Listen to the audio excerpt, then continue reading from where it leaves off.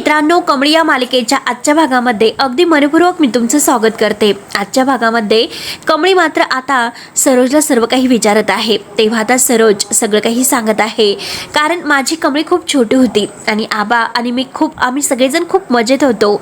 आबा मात्र अख्ख्या गावभर तिला खांद्यावर घेऊन फिरायचे आणि अरे देवा, आता जर आबांना समजलं की मी कमळीजवळ नाही तर ते मला खूप काही बोलतील, मारतील, म्हणून मी आता जाते। म्हणून ती जायला निघते तर कमळी आणि निंगी तिचा हात धरतात। तेव्हा आता कमळी विचारते की कमळीचा बाप कोण आहे। त्याच वेळेस आता सरोज धक्क्याने मात्र कमळीकडे बघत असते। तेव्हा आता सरोज म्हणते की कमळीचे बाबा मुंबईला असतात, पण ते लोक म्हटल्यानंतर आता कामनी लगेच आता बोलायची बंद होते। तेव्हा कमळी विचारते की कोण ते लोक आणि कोणती लोक। तेव्हा आता सरोज म्हणते की नाही, मी तुम्हाला नाही सांगणार, कारण मी जर तुम्हाला सांगितलं तर ते मात्र माझ्या मुलीला जिवंत नाही सोडणार। तुम्ही लगेच आता त्यांना जाऊन सांगताल, त्यामुळे मी तुम्हाला नाही सांगणार। आता लगेच म्हणजे सरोज खूप घाबरलेली असते। सरोजला मात्र खूप धक्का बसलेला असतो आणि ते माझ्या कमळीला मारून टाकतील, त्यामुळे मला तिकडे गेलंच पाहिजे आणि मी गेलंच पाहिजे। तेव्हा लगेच आता कमळी म्हणते की नाही, अहो हे बघा, काही होणार नाही, तुम्ही काही काळजी करू नका। तेव्हा आता लगेच सरोजचा ती हात धरते आणि सरोजला थांबवते। कमळी म्हणते की हे बघा, तुम्ही टेन्शन घेऊ नका, तुम्ही शांत व्हा। तेव्हा सरोज म्हणते की नाही, मी कुणाचं काहीच ऐकणार नाही। सरोज म्हणते की नाही, काही जरी झालं तरी मात्र मी माझं तोंड नाही उघडणार आणि मी म्हणेल की माझ्या कमळीला मारू नका, माझ्या कमळीला मारू नका। त्यामुळे मी माझ्या कमळीलाच सांगणार नाही की तिचा बाप आहे तरी कोण म्हणून। ह्या सगळ्यापासून मी तिला लांब ठेवेल, मी तिला मुंबईला कधीच येऊन देणार नाही। आणि हे बघा, मी तुमच्या पाया पडते, मला माझ्या लेकीकडे जाऊन द्या। तेव्हा लगेच आता कमळी म्हणते की अहो हे बघा, मी तुमची मदत करते, प्लीज, मी तुमच्या लेकीसारखी आहे, काळजी करू नका। तेव्हा गौरी रडत असते। गौरी म्हणते की नाही, माझी मुलगी तिकडे एकटी आहे, काय करत असेल, मला तिकडे जायचं आहे। म्हणून आता गौरी खूप रडते तर कमळी तिला आपल्या मिठीत घेते आणि म्हणते की हे बघा, तुम्ही काही काळजी करू नका, मी आहे ना, आणि हे बघा, तुमच्या मुलीला कोणी काहीच करणार नाही, तुम्ही शांत व्हा। आता गौरीला समजावत असताना मात्र आता कमळीचे डोळे भरून येत असतात आणि हे बघा, तुम्ही शांत व्हा, तुम्हाला सुद्धा कोणी काही करणार नाही आणि तुमच्या कमळीला सुद्धा कोणीच काही करणार नाही। म्हणून डोक्यावरून प्रेमाने हात फिरवत ती आता गौरीला शांत करते। निंगी मात्र आता हे सगळं काही बघून तिला सुद्धा खूप रडू येत असतं। तेव्हा आता गौरी मात्र कमळीच्या मिठीत असताना तिच्या चेहऱ्याकडे बघते आणि तिला विचारते, मी तुला इतकं सर्व काही बोलले तरी सुद्धा तू माझी इतकी काळजी करते, मला नक्की मदत करशील का? तेव्हा कमळी तिला हो असं म्हणते। गौरी तिला विचारते की तू खरंच खूप चांगली आहेस, तुझं नाव काय आहे बरं? तेव्हा आता कमळीला धक्का बसतो। कमळीला मात्र आता काय नाव सांगायचं तेच काही कळत नसतं। ती डोळ्यात पाणी आणत खाली बसते। तर आता गौरी तिच्याकडे बघत असते आणि विचारते की ए पोरी, अगं तुझं नाव काय आहे? तिच्या चेहऱ्याला धरते आणि म्हणते की अगं तुझं नाव काय आहे? तेव्हा आता कमळी बिचारी रडत असते आणि निंगीला सुद्धा आता खूप रडू येत असतं। तेव्हा कमळीला खोटं बोलावं लागतं आणि ती म्हणते की माझं नाव किरण आहे। तेव्हा आता किरण नाव म्हटल्यानंतर गौरी तिच्या डोक्यावर हात ठेवते आणि म्हणते की खरंच भारी नाव आहे तुझं आणि तुला भेटून खरंच खूप भारी वाटलं, आता कुठे माझ्या मनाला शांती मिळाली। तेव्हा आता कमळी जो डोक्यावर हात ठेवलेला आहे तो धरते, आपल्या हातामध्ये हात घेते आणि खूपच रडत म्हणते की काळजी करू नका, डॉक्टर आता डिस्चार्ज देतील की नाही आणि मग आपण तुमच्या गावाकडे जाऊया, मी नेतो तुम्हाला। तेव्हा आता लगेच गौरी म्हणते की नाही, हे बघा, मला थांबता नाही येणार इथे, मी तुमच्या दोघींची खरंच खूप आभारी आहे। म्हणून ती आता हात जोडते, माझी किती काळजी घेतली, मला दवाखान्यामध्ये घेऊन आलात, खरंच मी तुमचे हे उपकार कधीच विसरणार नाही, असं आता म्हणत असते। तसं मात्र आता कमळी आणि निंगीला फार वाईट वाटतं। कमळी मात्र आता गौरीकडे पाहते आणि रडतच म्हणते की आई, अगं काय माझं नशीब आहे, अगं तुझी लेक तुझ्या समोर आहे, तू लेकीचेच आभार मानायला लागली, याचं कमळीला फार वाईट वाटतं। तेव्हा आता गौरी म्हणते की आता मात्र मला माझ्या लेकीकडे जावं लागेल, कारण एवढीशी पोरगी आहे माझी आणि तिकडे जावंच लागेल, मला तिच्याशिवाय करमत नाही, मला तिच्याकडे गेलंच पाहिजे। तेव्हा आता कमळी म्हणते की हे बघा, तुम्हाला थोडंसं बरं वाटलं तर आपण नक्की तुमच्या गावाकडे जाऊयात, मी सुद्धा तुमच्या सोबत येईल। आता गौरी मात्र चिडते। गौरी म्हणते की माझं लेकरू माझ्याशिवाय नाही राहू शकत आणि तुम्हाला अगदी तुमची आई जेव्हा तुम्हाला सोडून गावाकडे जाईल ना, तेव्हा तुम्हाला कळेल तेव्हा काय होतं ते। तेव्हा लगेच आता निंगी म्हणते की हे बघा काकी, मात्र जे काही आपल्याला बोलायचं आहे तर ते उद्या सकाळी आपण बोलूयात, तोपर्यंत तुम्ही आराम करा, तुम्हाला बरं वाटेल। तेव्हा आता सरोज म्हणते की ठीक आहे। कमळी आता बाजूला येऊन खूप रडत असते, तिला इतकं वाईट वाटलेलं असतं, कारण आज स्वतःची आई तिला ओळखत नसते, याचं तिला खूप दुःख असतं। आता निंगी कसं बसं आता गौरीला झोपी लावते, परंतु गौरी कमळी करत असते। तर आता निंगी ही कमळी जवळ येते, तर कमळी म्हणते की निंगे, अगं हे बघ, आई जर सकाळी खरंच निघून गेली तर काय करायचं बरं? तेव्हा आता निंगी रडतच म्हणते की आजची रात्र आपल्या डोळ्यात तेल घालून राखण करावं लागेल. जर गौरी काकी निघून गेली तर तिला शोधणं खूप अवघड आहे. त्यानंतर आता इकडे कामिनी मात्र घराच्या बाहेर असते आणि राजन बाबांना व्हीलचेअरवर घेऊन बाहेर फिरायला आलेला असतो अंगणात. आणि राजन बाबांना म्हणत असतो की आपण रोज सकाळी आता असं बाहेर फिरायला यायचं, म्हणजे तुम्हाला फार बरं वाटेल. तेव्हा बाबा आता म्हणते त्यांना बोलता येत नसतं पण ते खुश असतात. तेवढ्यात कामिनी मात्र आता लगेच समोर येते. तर रागिनी आता लगेच बाहेर आलेली असते. तर अन्नपूर्णा आजी जेव्हा कामिनीला पाहते तेव्हा अन्नपूर्णा आजीला खूपच राग येतो. अन्नपूर्णा आजी कामिनीला म्हणत असते की हे बघ, मी तुला घराच्या बाहेर जायला सांगितलेलं आहे पण तू इथे का आलीस? काय काम होतं तुझं? तुला येथून जायला सांगितलेलं आहे, जा आत्ताच्या आत्ता. राजन बाबा हे रागानेच मात्र कामिनीकडे पाहत असतात. तेव्हा आता कामिनी म्हणते की हे बघ वहिनी, मी येथे राहायला नाही आले, तुझ्या प्रश्नांची उत्तर द्यायला आले. त्यावरती आता लगेच म्हणजे अन्नपूर्णा आजी म्हणते की त्याची काही गरज नाही, मला तुझं काही ऐकून घ्यायचं नाही. त्यावरती आता लगेच कामिनी म्हणते की गरज नाही म्हणजे तुला ऐकूनच घ्यायचं नाही का? कामिनी आता परत म्हणत असते की मला तर असं वाटतं, कारण आता काही बोलण्यापेक्षा काही दाखवलं तर ते बरं होईल. तेवढ्यात कामिनी मात्र इन्स्पेक्टर साहेबांना आवाज देते आणि इन्स्पेक्टर साहेब आता सुहासला धरून घेऊन येतात. तेव्हा बाबा हे सुहासकडे बघून त्यांना धक्काच बसलेला असतो. तेव्हा लगेच कामिनी म्हणते की हो बोला. तर इन्स्पेक्टर साहेब म्हणतात की हे बघा अन्नपूर्णा मॅडम, तुमचा हा नौकर आहे सुहास, तो खूप अगदी पकडल्यानंतर आमच्या हाती लागलेला आहे. जेव्हा आम्ही त्याला पकडलं तेव्हा त्याने त्याचा सगळा गुन्हा कबूल केलेला आहे. तर आता कामिनीचा हा दुसरा डाव असतो. आणि आता रागिनी एकमेकींकडे बघून तर खूप खुश होतात. तेव्हा बाबांना मात्र धक्का बसतो, कारण त्यांना माहिती असतं की सुहासची काही चूक नाही, जे केलेलं आहे तर ते कामिनीने केलेलं आहे. तर कारण आता कामिनीने मात्र सुहासला फोन केलेला असतो आणि सुहासला त्या घरच्यांना मारण्याची धमकी दिलेली असते की जर तू आला नाही तर मात्र काय काय परिणाम होतील हे तुला भोगावे लागतील.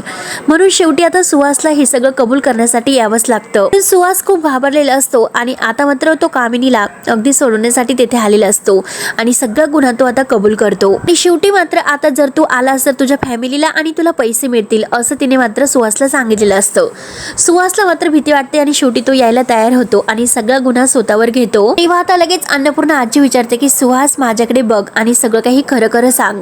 तेव्हा आता सुहास घाबरतच म्हणतो की हो सगळं काही खरं खरं सांगतो. आता सुहास म्हणतो की कामिनी मॅडमचं माझ्याकडे त्या दिवशी काहीतरी काम होतं, त्या कुठे बाहेर जाणार होता, त्यांनी मला आजोबांना बाहेर फिरवून घेऊन येण्याचं सांगितलं होतं. परंतु जेव्हा मी आजोबांना घेऊन बाहेर गेलो होतो तर तेथे उतार होता, त्या उतारावरून मात्र ही व्हीलचेअर सुटली आणि तो एक खूप मोठा अपघात झाला. या सगळ्यात माझी चूक होती, परंतु मला खरंच असं काही करायचं नव्हतं. तेव्हा आता बाबांना कळलं असतं की सुहास खोटं बोलतो, हे सगळं कामिनीने केलेलं आहे. म्हणून बाबा आता धक्क्याने सुहासकडे बघत असतात. तेव्हा आता बाबा हात पुढे करत असतात. राजन म्हणतो की बाबा काय झालं तुम्हाला? तेव्हा बाबा सांगण्याचा प्रयत्न करत असतात हाताने खुनवारे करून. तेव्हा आजी विचारते की काय झालं नक्की, तुम्ही असं हात का करतात, नक्की काय तुम्हाला सांगायचं आहे? तेव्हा बाबा फक्त हात पुढे करत असतात. तर आता कामिनी म्हणते की काय झालं दादा, तुला काय सांगायचं आहे? आणि बघा दादाला सुद्धा जाणवलेलं आहे, त्याला सुद्धा सगळं आठवतं, रक्ताचं नातं आहे आणि त्याला सुद्धा जाणवत आहे की त्याच्या बहिणीबरोबर अन्याय होतो म्हणून उगाचच मात्र न केल्याची गुन्ह्याची शिक्षा तिला होत आहे, याचं त्याला सुद्धा वाईट वाटतं. बरोबर आहे ना दादा, मला जो काही त्रास होतो तो तसा त्रास तुला सुद्धा होतो ना, कुठलाही गुन्हा केलेला नव्हता आणि केलेला नाही सुद्धा. तेव्हा मात्र आता अन्नपूर्णा आजी इन्स्पेक्टर साहेबांच्या समोर येते आणि विचारते की तुमची पूर्ण खात्री आहे का सुहास आता हा दोषी आहे आणि ही कामिनी निर्दोष आहे म्हणून? तेव्हा लगेच आता इन्स्पेक्टर साहेब म्हणतात की हे बघा मॅडम, आमच्याकडे जे पुरावे आलेले आहेत त्यावरून सुद्धा माझं जे काही उत्तर असेल तर ते हो असेल. पुढे जर एखादा काही नवीन पुरावा मिळाला तर आम्ही नक्की चौकशी करू. ठीक आहे, आम्ही मात्र आणखीन चौकशी करतो आणि काही पुरावे घेऊन येतो, असे बोलून आता इन्स्पेक्टर साहेब सुहासला घेऊन जातात. त्यानंतर इकडे कमळी मात्र आता गौरीला म्हणते की हे बघ अगं खाऊन घे, तुला थोडंसं बरं वाटेल. पण गौरी म्हणते की नकोय, मला नकोय. माझ्या कमळीने काही खाल्लं असेल की नाही, तिकडे काय झालं माहिती नाही. त्यावर आता कमळी बरोबर आईला आता मनवण्यासाठी म्हणते की हे बघा तुम्हीच म्हटलात ना तिकडे आबा आहेत, मग आबाने मात्र तिला भरवलं असेल, त्यामुळे तुम्ही खाऊन घ्या. आता खाता खाता मात्र आता गौरीला फार मोठा ठसका लागलेला असतो आणि तिच्या हातातून ते खाली पडतं. तेव्हा सिस्टर आहे तर सिस्टर मात्र आता खूप ओरडतात आणि आता सिस्टर म्हणतात की काय ग, तुला खाता येत नव्हतं तर मात्र कशाला खायचं, म्हणून मात्र तिला काही पण बोलतात. तेव्हा आता निंगी म्हणते की अहो तुम्हाला कळतं का ते आजारी आहेत आणि तुम्ही कशाला काय बोलतात, कमळी आता खूप काही बोलायला सुरुवात करते, परंतु आता लगेच ती सिस्टर आहे, सिस्टर म्हणते की मग आता दुसरीकडे घेऊन जायचं ना. आणि कमळी त्यांना म्हणते की हे बघा, माझ्या आईबद्दल काही बोलायचं नाही, पेशंट कडून झालेलं आहे, त्यामुळे त्यात काय चूक झाली बरं, पेशंट कडून चूक झाली मग कशाला ओरडायचं. तर आता नर्स म्हणते पेशंट आहे तर मग आता चूक म्हणजे कशाला करायची, गप बसून राहायचं, उगाच केव्हापासून पाहते कटकट कटकट सुरू आहे. मात्र आता कमळी म्हणते की बास करा, तुम्ही नर्स आहात ना, मग जरा हळूच बोला, कळतं आम्हाला तेथे पेशंट आहे, आम्हाला हळूच बोललं तरी कळतं, नाहीतर त्या पेशंटला तुमच्या वागण्यामुळे आणखीनच त्रास होईल. डॉक्टर कशी काळजी घेतात, त्यांची जबाबदारी म्हणून काळजी घेतात, मग तुम्हाला सुद्धा तशी काळजी घ्यायला नको का. पेशंटचं मानसिक स्वास्थ्य नीट राहावा, त्यासाठी नीट बोला, म्हणजे पेशंट लवकर बरं होईल. तेव्हा आता नेंगी कमळीला म्हणते की जाऊन दे, सोडून दे, आणि नर्सला म्हणते की पुढच्या वेळेस मात्र विचार करून बोलत जा दुसऱ्यांशी बोलताना. त्यानंतर कमळी मात्र पुन्हा आपल्या हाताने आईला भरवते, पाणी वगैरे पाजते. तर कमळी आता मात्र पाहत असते आईकडे. तर गौरी हेच विचारते की अगं माझ्या कमळीकडे कधी जायचं. त्यानंतर आता इकडे कामिनी रडण्याचं नाटक करते आणि म्हणते की वहिनी मला फक्त हे सिद्ध करायचं होतं की मी गुन्हा केला नाही म्हणून, आणि खरं तर मला इतकं वाईट वाटलं वहिनी, तू नको नको ते आरोप माझ्यावर केले, मला घराच्या बाहेर काढलं, म्हणून आता रडण्याचं नाटक करते आणि मला फारच वाईट वाटलं असं म्हणत असते. परत आता स्वतःलाच म्हणते की कामिनी अगं सोडून दे, आणि मला तुला परत असं नाही म्हणायचं की मला घरात घे म्हणून. वहिनी मी तुला एक गोष्ट सांगू शकते, तुम्हाला नाही ओळखलं, मला वाटते तेवढी वाईट मी नाही, खरंच मी इतकी वाईट नाही की मी स्वतःच्या भावाला मारेल म्हणून. वहिनी खरंच मी असं नाही करू शकत. वहिनी तू माझ्या दादाची काळजी घे, येते मी. आता मात्र नाटक करत जायला निघते, कारण तिला असं वाटतं की अन्नपूर्णा केव्हा तिला येथे थांबण्यासाठी हो म्हणेल म्हणून. तर रागिनी आणि का मात्र आता एकमेकींकडे बघत असतात की नक्की आईचं काय सुरू आहे, आणि कामिनीचं आता मस्त नाटक सुरू असतं. आणि कामिनी आता एक एक पाऊल पुढे जात असते, केव्हा अन्नपूर्णा आजी तिला थांबेल असं झालेलं असतं. आणि तेवढ्यात रागिनी अनिकाला खुणावते. अनिका धावतच आता अन्नपूर्णा आजी जवळ येते आणि म्हणते की ग्रॅनी आजी तू काय म्हणाली होतीस, जर तिने काही पुरावा आणून दिला तर तू तिला घरात घेशील म्हणून, आता काय झालं, तू का घेत नाही तिला. तर रागिनी सुद्धा म्हणते की हो नाही, तुम्ही सुद्धा बोलला होतात, तिला घरामध्ये घ्या ना. तेव्हा लगेच अन्नपूर्णा आजी कामिनी पुढे जात असताना आणि थांब कामिनी असं जेव्हा म्हणते तर कामिनी लगेच आता खुश होत थांबते. अन्नपूर्णा म्हणते की तुला मी जो शब्द दिलेला आहे तर तो पाळायला हवा, पोलिसच असे पुरावे घेऊन आले त्यामुळे मी काहीच बोलू शकत नाही, आणि कामिनी तू आता घरात येऊ शकतेस. तेव्हा आता कामिनी पुढे येते आणि म्हणते की वहिनी मी असं नाही होऊ शकत, कारण त्या दिवशी तू माझा अपमान केला होता, त्यामुळे मी अशी नाही येणार. आता सुद्धा तुम्हाला प्रेमाने हाताला धरायचं आणि घरात घ्यायचं, सन्मानाने घरामध्ये घेऊन जायचं. तेव्हा आता अन्नपूर्णा तिचं ऐकून घेते आणि म्हणते की ठीक आहे, मी तुला प्रेमाने सन्मानाने तुझ्या हाताला धरून घरात घेऊन जाते, पण एक गोष्ट मात्र लक्षात ठेवायची, गुन्हा केलेला आहे आणि तूच गुन्हेगार आहेस, हे जर आता कळाले तर मात्र मी कधीही तुला माफ करणार नाही. त्यावेळेस मात्र मी फक्त तुला घराच्या बाहेर नाही काढणार, तुझं आयुष्य उद्ध्वस्त करून टाकेल. काय बोलतेस हे तुला समजतेस का. चला असं रागाने म्हणते आणि तिच्या हाताला धरते. बाबांना मात्र हे नको हवं असतं, बाबा पाहत असतात ते पण रागानेच. शेवटी अन्नपूर्णा आता रागाने तिच्या हाताला धरते आणि तिला घरात घेऊन येते. तर रागिणीला फारच आनंद होत असतो. मी खूपच खुश होते आणि सगळ्यांकडे बघत आता मनात म्हणते की ह्या कामिनीला हरवणं इतकं सोपं नसतं. ती लगेच आता रडण्याचं नाटक करून आता मात्र ती म्हणजे बाबांजवळ येते आणि म्हणते की दादा खरंच माझं चुकलं रे, चुकलं, आणि खूप आता रडण्याचं नाटक करत असते. त्या दिवशी मी असा मूर्खपणा करायला नको होता, मी का मूर्खपणा केला, का मी तुला सुहासच्या हाती सोडून दिलं तेच मला नाही कळत. हे बघ आता तू बरा झालेला आहे, आणखीन बरा हो, शेवटी तू चांगला म्हणजे चालायला लागशील, बोलायला लागेल, आणि मला खरंच किती आनंद वाटेल काय सांगू तुला. लगेच राजन आत्याला म्हणतो की जुन्या गोष्टींची आठवण तू आत्ता करून देऊ नकोस. कामिनी जोरात बाबांचा हात दाबते आणि म्हणते की खरं आहे, कारण अशा जुन्या आठवणी आल्यात ना खूप त्रास होतो. आणि तेवढ्यात रागिनी म्हणते की आई चल, तुला खूप त्रास होतोय, तू आतमध्ये चल, फ्रेश हो. तेव्हा आता रागिनी आणि काही सगळेजणी आज जायला निघतात, परंतु अन्नपूर्णा आजी आता कामिनीला म्हणते की कामिनी तू निर्दोष आहे हे आज तू सिद्ध केलं, म्हणून मी तुला घरात घेतलं, पण त्याचा अर्थ असा नाही माझा तुझ्यावर विश्वास बसला म्हणून. तर तुला या घरात राहायचं असेल तर नीट वागायचं, त्यांच्याशी वागताना जपून वागायचं. त्यामुळे मात्र त्यांना अगदी थोडासा जरी त्रास झाला, काही गडबड जरी झाली, हे मला कळाले तर त्यावेळेस मात्र मी कोणतेही साक्ष पुरावे नाही बघणार. आता कामिनी खुशत म्हणते की तू म्हणते तसंच होईल, आणि मनात म्हणते की आता तर कुठे खेळाला सुरुवात झालेली आहे, आणि या खेळामध्ये माझं पुढचं जे काही सावट आहे तर ते म्हणजे कमळी.